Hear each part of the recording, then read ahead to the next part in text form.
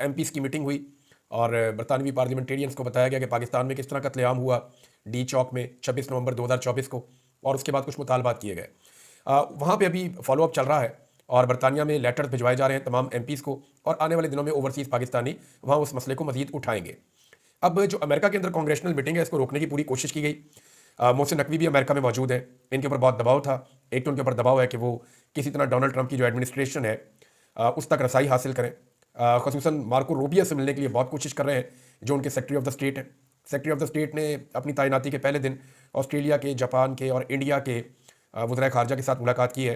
लेकिन एक बात ज़हन में रखिएगा कि ये जो चार मुल्क हैं ना, ऑस्ट्रेलिया, जापान, इंडिया और अमेरिका, ये चारों क्वाड का हिस्सा भी है। तो मार्को रूबियो की ये मुलाकातें एक ख़ास तरफ इशारा भी दे रही हैं, क्योंकि क्वाड जो एक पूरा निज़ाम बनाया गया है, ये समंदर की हिफाजत के लिए बनाया गया है, और ये एक समुद्री फोर्स है जो चाइना को रोकती है साउथ चाइना सी के अंदर एक्टिविटीज़ करने से। वहाँ पे उनके साथ कन्फ्लिक्ट में जाते हैं। बाद में कभी तफसील से इसके ऊपर बात करेंगे, लेकिन मोहसिन नकवी को मौका नहीं मिला अभी तक मुलाकात करने का या बातचीत करने का। पहले हम आपको बताते हैं कि मोहसिन नकवी ने वहाँ क्या हासिल किया, फिर आपको बताते हैं दूसरे हिस्से में कि जो कांग्रेशनल मीटिंग हुई है, ब्रीफिंग हुई है अमेरिका में, उसके क्या नताइज आएंगे और आने वाले दिनों में क्या होने जा रहा है, ओवरसीज़ पाकिस्तानी मामलात को किस तरफ लेकर जा रहे हैं, और पाकिस्तानी एस्टेब्लिशमेंट और हुकूमत उनको रोकने के लिए क्या कुछ कर रही है और क्या कर सकती है। ये मोहसिन नकवी की नाकामी का यहाँ से आपको अंदाज़ा हो जाना चाहिए कि हुसैन हक्कानी, जो नॉर्मली इस वक्त इस हुकूमत के बहुत करीबी हैं और हुकूमत की तारीफ़ें करते हैं, इमरान खान साहब के सख्त तरीन नाक़िद हैं, हुसैन हक्कानी साहब भी मजबूर हो गए ये कहने पर कि कोई ज़रूरत नहीं थी, ये गैर ज़रूरी है जो मोहसिन नकवी ने किया है। उनका ट्वीट क्या है, मैं आपको पढ़ के सुनाता हूँ। हुसैन हक्कानी का कहना है कि वज़ीर दाखिला को अमेरिका जाने और ये तासुर देने की कोशिश करने की कोई ज़रूरत नहीं थी कि वो वज़ीर ख़ारजा का काम भी कर सकते हैं। वैसे भी अब तक उनकी मुलाकात किसी ऐसे फ़र्द से नहीं हुई जो अमेरिका के खारजा ताल्लुकात का जिम्मेदार हो और पाकिस्तान के काम आ सके। तो ये हुसैन हक्कानी का स्टेटमेंट है। इसके अलावा एक स्टेटमेंट जो है वो ज़ुल्म खलीलदाद का भी है। ज़ुल्म खलीलदाद समझ रहे हैं कि पाकिस्तान को बहुत नाकामी हुई है, पाकिस्तान को इमरान खान साहब को आज़ाद रखना चाहिए था, और इस बारे में ज़ुल्म खलीलदाद ने बड़ा क्लियर एक स्टेटमेंट दिया कि अगर इमरान खान साहब बाहर होते तो वो ज़रूर मेहमान खसूसी बनकर जाते या मेहमान बनकर जाते इस तकरीब हलफबरदारी में, क्योंकि डोनाल्ड ट्रंप इमरान खान साहब की बहुत तारीफ करते हैं। ज़ुल्म खलीलदाद ने कहा कि भारत के वजीर जयशंकर ने सदर ट्रंप की हलफबरदारी की तकरीब में शिरकत की, वो तो पहली लाइन में सामने बैठे हुए थे। अगर इमरान खान जेल में ना होते तो मेरा मानना है कि वो इस नहायत अहम तकरीब में मेहमान खसूसी होते। ये पाकिस्तान के लिए एक बड़ा नुकसान है। इमरान खान को रिहा करें और पाकिस्तान को तबाही से बचाएं। अब मामला यह है कि इस वक्त पाकिस्तानी एस्टेब्लिशमेंट ने और हुकूमत ने पूरी कोशिश की है कि 22 तारीख को जो कांग्रेशनल मीटिंग हो रही थी उसको किसी तरह रोका जाए या उसको नाकाम किया जाए। जब ये मीटिंग स्टार्ट हुई तो वहाँ पे ओवरसीज़ पाकिस्तानी पहुँच गए, कुछ जर्नलिस्ट हैं वो पहुँच गए, कुछ गैर मुल्की जर्नलिस्ट हैं वो पहुँच गए, कुछ बैन अवी तंजीमें हैं जैसे कि एमनेस्टी इंटरनेशनल है, वो लोग वहाँ पे पहुँच गए, और सेनेटर्स भी वहाँ पे पहुँचे। सेनेटर्स ने वहाँ पे इससे खिताब भी किया मीटिंग से, और उनके सामने तमाम तफसीलात रखी गई। ये वो तफसीलात हैं कि जो कुछ भी हुआ पाकिस्तान में रजीम चेंज ऑपरेशन के बाद से लेकर अब तक, और खसूसन बताया गया कि 26 नवंबर को जो इस्लामाबाद डी चौक में कत्लेआम हुआ, वहाँ पे क्या हुआ है। एक तो मुईद पीरज़ादा साहब ने बात की है, वजाहत साहब ने बात की है, और वहाँ पे डॉक्टर शहबाज गिल भी मौजूद थे। ओवरसीज़ पाकिस्तानियों की एक बड़ी तादाद थी, ख़वातीन भी वहाँ पे मौजूद थी, लेकिन दो आउटसाइडर्स वहाँ पे आ गए जिनको वो ओवरसीज़ पाकिस्तानी नहीं जानते थे, और उन्होंने आइडेंटिफाई कर लिया कि ये बंदे यहाँ पे भिजवाए गए हैं ताकि इस प्रोग्राम को ख़राब किया जाए। अच्छा, अब मैंने जब ओवरसीज़ पाकिस्तानियों से बात की तो उन्होंने कहा कि ये बंदे दो तरह के उनके मौक़िफ़ है। कुछ लोगों ने मुझे ये बताया कि ये बंदे जो पाकिस्तानी एम्बेसी है उन्होंने प्रोग्राम को ख़राब करवाने के लिए भिजवाए थे, और कुछ लोगों का कहना है कि ये बंदे नून लीग ने भिजवाए थे। अब बंदे जिसने भी भिजवाए थे पुलिस ने उठा के उनको वहाँ से बाहर निकाल दिया। यानी जब निशानदेही की गई कि ये बंदे आउटसाइडर हैं, इनका इस प्रोग्राम से कोई ताल्लुक नहीं है, ये इस प्रोग्राम को ख़राब करना चाहते हैं, तो उन लोगों ने वहाँ रोला कप भी डाला। लेकिन उसके बाद पुलिस आई, पुलिस ने उन बंदों को उठाया, और सार्जेंट एट आर्म जो है उन्होंने उठा के उन बंदों को बाहर निकाल दिया। अब वज़ीर दाखिला वहाँ पे मौजूद थे, लेकिन इसके बावजूद ये प्रोग्राम हो जाना और ये एक कामयाब प्रोग्राम हो जाना, ये अब एक मसला बन जाएगा मौजूदा हुकूमत के लिए। देखिए, ये चीज़ें एक या दो दिन में होनी नहीं है, ये ओवरसीज़ पाकिस्तानी भी जानते हैं और पाकिस्तान की हुकूमत और एस्टेब्लिशमेंट भी जानते हैं। वजह यह है कि अगर हुकूमत ने जोर लगाना है या एस्टेब्लिशमेंट ने जोर लगाना है तो उनको भी महीने लग जाएंगे अपनी चीज़ें सीधी करने में, और ओवरसीज़ पाकिस्तानियों ने ये काम करना है तो उनको भी आहिस्ता आहिस्ता इस काम में आगे बढ़ना पड़ेगा। और ग्रेजुअली देखिए उन्होंने क्या कुछ अचीव किया। अगर आप सबसे पहले ये देखें कि अब तक सबसे पहले एक डोनाल्ड टू की हियरिंग हुई थी, उसके बाद अमेरिका में एक करारदाद आई थी, फिर जो कांग्रेसमैन हैं उनके लेटर साइन करवाए गए थे, उनसे बहुत सारे 60 से ज़्यादा कांग्रेसमैन ने लेटर साइन किया था। फिर उसके बाद जो है वो अब एक और कांग्रेशनल मीटिंग हुई है, हियरिंग हुई है, और इसके बाद एक और दो चीज़ें होने जा रही हैं। 12 फरवरी को जो ट्रंप की रिपब्लिकन पार्टी है उसके जो कांग्रेसमैन हैं उनके साथ पाकिस्तान तहरीक इंसाफ के कुछ लोग मिलेंगे, और ओवरसीज़ पाकिस्तानियों की एक तंजीम है वो भी उनसे मिलने जा रही है। पाकिस्तान के हालात से मुताल्लिक वहाँ पे भी ब्रीफिंग दी जाएगी और उनको बताया जाएगा।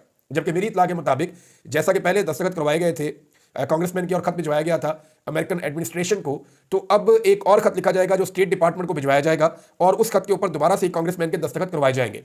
इससे पहले नादरीन जो एक करारदाद पास करवा ली थी पाकिस्तानियों ने अमेरिका से, उस करारदाद के अंदर जो वोटिंग की सिचुएशन थी वो ऐसे थी कि 431 टोटल वोट थे, जिनमें से 56 गैर हाजिर थे। 7 लोगों ने मुखालफत की थी, जबकि 368 लोगों ने साथ दिया था ओवरसीज पाकिस्तानियों का। यानी 368 कांग्रेसमैन ने साथ दिया था ओवरसीज पाकिस्तानियों का।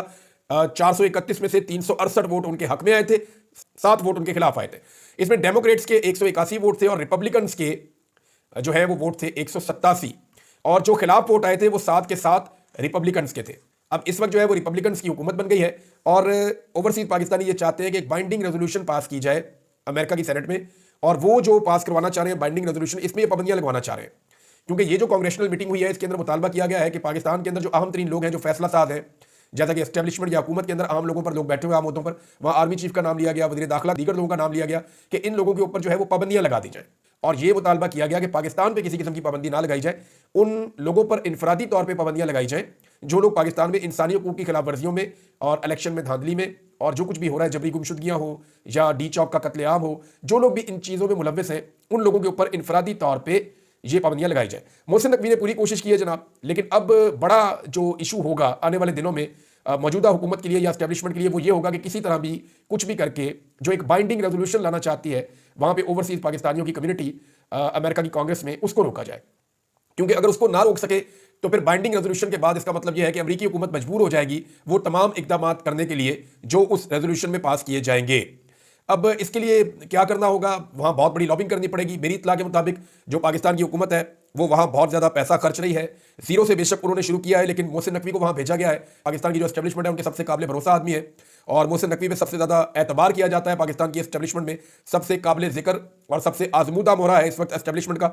मोहसिन नकवी को भेजा गया, बहुत खर्चा किया जा रहा है, ओवरसीज पाकिस्तानियों को मनाने की कोशिश की जा रही है, लेकिन जो ओवरसीज पाकिस्तानी है वो मान नहीं रहे। वो ये कह रहे हैं कि पाकिस्तान के अंदर जुल्म और ज्यादती बंद की जाए, बसूरत दीगर वो अपना काम जारी रखेंगे। अब देखिए फ़र्क क्या है, फ़र्क ये है कि पाकिस्तानी गवर्नमेंट जो काम करेगी वो अपनी एम्बेसी से करवाएगी, और एम्बेसी के काम करने के घंटे होते हैं, वो जितनी तनख्वाह लेते हैं उतना ही काम करते हैं और उनके लिए वो एक ड्यूटी की तरह है। लेकिन ओवरसीज पाकिस्तानी ये सारा कुछ कर रहे हैं जेब से पैसे खर्च करके, और वो एक पैशन के साथ कर रहे हैं। अब ये तो नहीं हो सकता कि पाकिस्तान की एस्टेब्लिशमेंट खुद जाके अमेरिका में बैठ जाए या वज़ीर दाखिला को हमेशा के लिए अमेरिका में बिठाया जाए, उन्हें वापस भी आना है। तो वहाँ पर जो एफर्ट की जाती है वो ओवरसीज पाकिस्तानियों की एफर्ट उनसे ज़्यादा होती है। दूसरा, ओवरसीज पाकिस्तानी पूरे अमेरिका में फैले हुए हैं, तो मुख्तलिफ इलाकों के जो सेनेटर्स हैं, मुख्तलिफ इलाकों के जो कांग्रेसमैन हैं, उन सबसे वो लोग राब्ते में रहते हैं, और जब वो राब्ते में रहते हैं तो वो ये चीज़ें भी उनको बताते रहते हैं, ये रिपोर्टें भी उनके साथ शेयर करते रहते हैं। जैसा कि अब एक रिपोर्टिंग शुरू होने जा रही है, एक नया लेटर लिखा जाएगा जिसके ऊपर सिग्नेचर करवाए जाएंगे बहुत सारे कांग्रेसमैन के, और सिग्नेचर करवाने के बाद वो लेटर भेजा जाएगा अमेरिका के स्टेट डिपार्टमेंट को, और बाद में वहाँ से क्वेश्चन किया जाएगा, और वहाँ से जब पता चलेगा कि उनकी राय क्या है तो ये चीज़ें आगे बढ़ेंगी। ये चीज़ें अगले चंद हफ्तों में हो सकती हैं, अगले 2-3-4 महीनों में हो सकती हैं, लेकिन ये अब आगे की तरफ बढ़ेगी। और पाकिस्तान की जो हुकूमत और एस्टेब्लिशमेंट है उनको ये सोचना है कि रफ्ता रफ्ता अगर अमेरिका के साथ ताल्लुकात खराब हो जाते हैं तो ये एक इशू बन जाएगा, क्योंकि पाकिस्तान का अपनी मईशत के हवाले से और बहुत सारे मामलों के हवाले से अमेरिका के ऊपर बहुत इन्हिसार है। चाइना से भी आप दुश्मनी नहीं कर सकते। ये एक तासुर ये दिया जा रहा है कि शायद पाकिस्तान अमेरिका को ये ऑफर कर देगा कि हम चाइना से पीछे हट जाते हैं तो आप हमारी मदद करें इमरान खान से बचने में, और इमरान खान के मामले में हमारे ऊपर या इंसानी हकूक के मामले में हमारे ऊपर कोई दबाव ना डाला जाए। लेकिन देखें, चाइना के स्टेट में आपने अरबों डॉलर देने हैं, 65 अरब डॉलर तो आपने 2022 तक के देने हैं, उसके बाद आप दोबारा उनसे पैसे मांगते हैं। 6 अरब डॉलर आपने उनसे लेकर अपने खजाने के अंदर रखे हुए हैं, रिजर्व के अंदर, और बहुत सारी ऐसी चीज़ें हैं जहाँ पे आपने चाइना के पैसे देने, लगभग अगर आप प्लस माइनस करें तो आपको तकरीबन 80 अरब डॉलर के करीब शायद आपको चाइना का वापस करना है। मैं लमसम बता रहा हूँ, मुझे कोई एग्जैक्ट फिगर नहीं पता, लेकिन इतना पैसा बन जाता है। चंद लोगों ने मुझे यहाँ तक बताया कि शायद इससे भी ज़्यादा है। तो जब इतना सारा पैसा आपने एक मुल्क का वापस करना हो तो आप ये नहीं कर सकते कि आप दूसरे मुल्क को कहीं एक सुपर पावर को नाराज कर दें दूसरी सुपर पावर को मनाने के लिए, और जिसको आप नाराज करें वो बिल्कुल ही आपकी दीवार के साथ उनकी दीवार लगती हो, तो ये भी मुमकिन नहीं है। तो पाकिस्तान की हुकूमत और एस्टेब्लिशमेंट सिर्फ इमरान खान की दुश्मनी में अपने आप को एक ऐसी अजीबोगरीब सिचुएशन में डाल चुकी है जिससे निकलना उनके लिए भी बहुत जरूरी है और पाकिस्तान के लिए भी बहुत जरूरी है। अभी सीआईए ने एक ब्रीफिंग देनी है डोनाल्ड ट्रंप को पाकिस्तान के हवाले से या डोनाल्ड ट्रंप की इंतजामिया को, और ये वाकई में एक इंपॉर्टेंट ब्रीफिंग होगी जिसके बाद फिर डोनाल्ड ट्रंप का मौक़िफ़ पाकिस्तान के बारे में आ सकता है। हो सकता है कि वो इमरान खान साहब की फेवर में हो सकता है कि वो इमरान खान साहब की उतनी फेवर में ना हो जितना उम्मीद कर रहे हैं बहुत सारे लोग। लेकिन एक बात तो पक्की है कि पाकिस्तान की हुकूमत और एस्टेब्लिशमेंट को वो माहौल नहीं मिलेगा जो माहौल उन्हें जो बाइडन एडमिनिस्ट्रेशन के दौरान मिला था या उनके दौर में मिला था। वजह यह है कि जो बाइडन क्योंकि इसको इनिशिएट करने वाले थे, उन लोगों में शामिल थे जिन्होंने रजीम चेंज ऑपरेशन की मंजूरी दी थी और कहा था ठीक है भड़का दो, तो उन्होंने फिर बहुत ज़्यादा साथ दिया। पाकिस्तान के बहुत हालात ख़राब हुए, बहुत सारी चीज़ें गलत हुई, लेकिन इसके बावजूद उन्होंने अपनी आंखें बंद रखी। तो वैसी सपोर्ट और सहूलतकारी तो अमेरिका से अब मिलने वाली नहीं है। तो नाज़रीन, आने वाले दिनों में भी अमेरिका से बड़ी खबरें आएंगी, हम आपके साथ शेयर करते रहेंगे। लेकिन अभी इमरान खान साहब ने एक बड़ा स्टेटमेंट दिया है, वो स्टेटमेंट आपको जरूर सुनना चाहिए। उन्होंने कहा कि याह्या खान पार्ट 2 के इक़्तिदार को तूल देने और 9 मई के वाक़यात को छुपाने के लिए कादी फ़ायद ईसा ने 9 मई फॉल्स फ्लैग ऑपरेशन और 8 फरवरी इंतखाबी धांधली से मुताल्लिक हमारी पटिशन नहीं सुनी। तहरीक इंसाफ के साथ तारीख की बदतरीन इंसानी हकूक की खिलाफ वर्जियां की गई। जिले शाह से लेकर समी वजीर तक हमारे साथ जुल्म और जबर की एक तवील दास्तान है। हमें मुल्क भर में किसी भी अदालत से इंसाफ नहीं मिल सका। अदालतें मफलूज हैं। आज भी इनको यही खौफ है कि कोई जज मेरिट पर हमारी इंसानी हकूक की खिलाफ वर्जियों की दरखास्तें ना सुन ले और कहीं हमें इंसाफ ना मिल जाए। ये जो भी कर लें, खुदाई कानून है कि जुल्म और जबर का दौर ज्यादा देर तक नहीं चल सकता। मैं सऊदी अरब के वली अहद शहजादा मोहम्मद बिन सलमान का इंतहाई मशकूर हूं कि उन्होंने मेरी अपील पर 7200 के करीब गरीब और मुस्तहिक पाकिस्तानियों को सऊदी अरब की जेलों से रिहा किया। मैंने हमेशा यही कोशिश की है कि अपने ओहदे और असर रसूख से आम पाकिस्तानियों की जिंदगी संवारने का इकदाम कर सकूं। मेरा सियासत में आने का मकसद भी यही था और मैं जब तक जिंदा हूं मैं ये करता रहूंगा और इसी के लिए जद्दोजहद जारी रखूंगा। मुझे या बुशरा बीबी को अलकादर ट्रस्ट से कोई माली फायदा नहीं है। तो वैसे मैं आपको ये बताऊं कि मोहम्मद बिन सलमान पाकिस्तान आए थे तो उन्होंने इमरान खान साहब से पूछा था कि मैं आपके लिए क्या कर सकता हूं। तो इमरान खान साहब ने कहा था जी हमारे कैदी हैं और वो बंद है, गरीब लोग हैं, कमज़ोर लोग हैं, छोटे छोटे जराइम के अंदर बंद हो जाते हैं, कि बड़े जराइम उनमें बंद हो जाते हैं, कुछ लोग वहाँ के कवानीन से लाइलम होते हैं, इस वजह से बंद हो जाते हैं। तो बहुत सारे लोग आपकी जेलों में कैद हैं सऊदी अरब में, उनको रिहा कर दें, आपकी बड़ी मेहरबानी होगी। और उसके बाद जो है मोहम्मद बिन सलमान ने वादा किया था, तो अब 7200 लोग जो है उनकी रिहाई हुई है। उसके ऊपर इमरान खान साहब ने मोहम्मद बिन सलमान का शुक्रिया अदा किया है। फिर इमरान खान साहब ने कहा कि मुझे या बुशरा बीबी को अलकादर ट्रस्ट से कोई माली फायदा नहीं है। मलिक रियाज इस बात की गवाही देंगे कि मैं वाहिद वज़ीर आज़म था जिसने उनसे अपने ज़ाती या माली फायदे के लिए कोई चीज़ तलब नहीं की। जरदारी की तरह बिलावल हाउस नहीं बनवाया और नई शरीफ खानदान की तरह वन हाइट पार्क दुगनी कीमत पर बेचा है। मेरे लिए पाकिस्तान के नौजवानों का मुस्तकबिल अहम था और इसी के लिए अलकादर यूनिवर्सिटी कायम की। उन्होंने मुझे तकलीफ देने के लिए हर हरबा इस्तेमाल किया। बुशरा बीबी के खिलाफ अपोजिशन की जानिब से चलाई जाने वाली सोशल मीडिया कंपेन की सख्ती से मजम्मत करता हूं। अपोजिशन पिछले 6 साल से बुशरा बीबी पर कीचड़ उछाल रही है ताकि किसी तरह से मेरी किरदार कशी की जा सके। जो हमारे खैर ख्वाह होते हुए उनके प्रोपेगेंडे का हिस्सा बनते हैं वो हमारे खैर ख्वाह नहीं है बल्कि दुश्मन के मिशन की तकमील कर रहे हैं। ये जी इमरान खान साहब ने स्टेटमेंट दिया है। अब इसमें मलिक रियाज साहब का जिक्र आया तो मैं आपको एक दो चीज़ें और बता देता हूं इस केस के हवाले से। पाकिस्तान की एस्टेब्लिशमेंट, और ये मैं पक्की खबर आपको दे रहा हूं, ये बकायदा डिस्कशन हुई है कि क्या मलिक रियाज वाकई कोई बम फोड़ देगा या मलिक रियाज सारा डाटा लीक कर देगा या मलिक रियाज बताएगा कि जनाब फलां बंदे को मैंने इतने पैसे दिए थे, फलां ऑफिसर मेरे पास आया वो मेरे से ये ले गया, फलां ने मेरे से गाड़ी ली, फलां ने मेरे से प्लॉट लिया, फलां ने मेरे से बैरून मुल्क ये लिया, फलां ने मेरे से इतना पैसा लिया, फलां ने इतनी रिश्वत लेके ये वाला काम किया, फलां ने मेरे से फलां चीज़ मंगवाई बैरून मुल्क से, फलां ने ये चीज़ की, फलां इदारा मेरे पास आया उन्होंने ये कहा। तो ये सारी चीज़ें क्या मलिक रियाज बताएगा? तो एस्टेब्लिशमेंट के अंदर बाकायदा इसके ऊपर जो डिस्कशन है उसका नतीजा ये निकला है कि उन्हें पूरा यकीन है कि मलिक रियाज कोई धमाका नहीं करेंगे, मलिक रियाज कोई चीज़ नहीं बताएंगे। वो कारोबारी आदमी है और वो एक हद से ज़्यादा नुकसान बर्दाश्त नहीं करेगा। मलिक रियाज अपना कारोबार करना चाहते हैं। वैसे भी सोने के अंडे देने वाली मुर्गी है मलिक रियाज। वो अगर पाकिस्तान में है तो सोने के अंडे देती रहेगी और तमाम पाकिस्तानी जो अशराफिया है वो उससे मुस्तफीद होती रहेगी। लेकिन जब ये मुर्गी किसी और मुल्क में जाके अंडे देगी तो फिर पाकिस्तानी जो है वो एस्टेब्लिशमेंट यही सोचेगी ना कि फिर इस मुर्गी को ज़िबा कर दिया जाए। उसकी वजह यह है कि ना सिर्फ मलिक रियाज दुबई गए हैं बल्कि बहुत सारे जो ओवरसीज इन्वेस्टर्स हैं इनके पास एक बहुत बड़ा डाटा भी है ना, जिसमें इनको पता है कि कौन आदमी क्या चीज़ खरीदने में किस वक्त दिलचस्पी रखता है और किसकी क्या माली हैसियत है। तो ये उसके मुताबिक सबको पैकेज प्लान देते हैं। ये बड़ा साइंस है।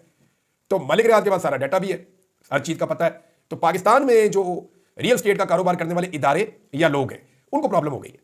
वो ये सोच रहे हैं कि मलिक रियाज ओवरसीज पाकिस्तानियों की इन्वेस्टमेंट बाहर ले जाएगा, यहाँ पे कुछ आएगा नहीं, तो इसका भी एक बहुत बड़ा इंपैक्ट है उनके ऊपर।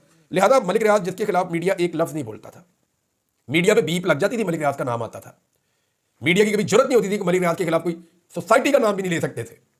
ये हालात होते थे और आज उसी मलिक रियाज के खिलाफ बाकायदा वीडियोस बना के चलाई जा रही हैं, सोशल मीडिया पे डाली जा रही हैं और पीटीवी के ऊपर चलाई जा रही हैं। बाकी मीडिया को अलाउ कर दिया गया कि तुम दो मलिक रियाज नू, सारे रल के पै गए, क्योंकि उन्हें पूरा यकीन है कि मलिक रियाज कोई धमाका नहीं करेगा। अब मलिक रियाज ने 2-3 दफा धमकी लगाई है कि मैं कुछ ना कुछ करूंगा, तो एक आधा धमाका तो मलिक रियाज को करना पड़ेगा अगर उन्हें यह साबित करना है कि वो इफेक्टिव हैं और उनके कुछ कहने से चीजें बदल सकती हैं, फर्क पड़ता है। बहरहाल इमरान खान वाले मामले में मैंने मलिक रियाज के कुछ करीबी लोगों से रब्ता करके पूछा कि बताओ भाई, तो उन्होंने कहा जी मलिक रियाज ने हमें बड़ा कैटेगोरिकली कहा है कि ये काम मैंने सदका जारिया के लिए किया था और इसके ऊपर मैंने कोई गवाही नहीं देनी। दूसरा, मलिक रियाज का ये मानना है कि इमरान खान के खिलाफ देखिए हो क्या रहा है, अब मसला क्या है इसको जरा समझे।